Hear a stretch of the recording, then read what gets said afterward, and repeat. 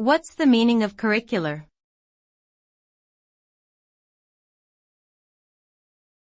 Curricular.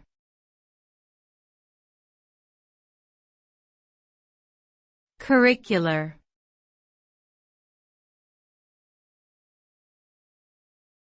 Curricular.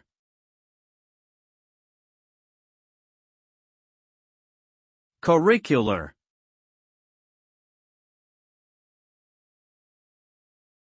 Curricular is an adjective used to describe something related to a school or academic course. It refers to the formal instruction that students receive in a particular subject or set of subjects within a curriculum. This can include courses, programs, textbooks, and other instructional materials. The term is often contrasted with extracurricular, which refers to activities outside the formal curriculum, such as clubs, sports, and volunteer work. Having a strong curricular program is essential for providing students with a well-rounded education and preparing them for future academic and professional success.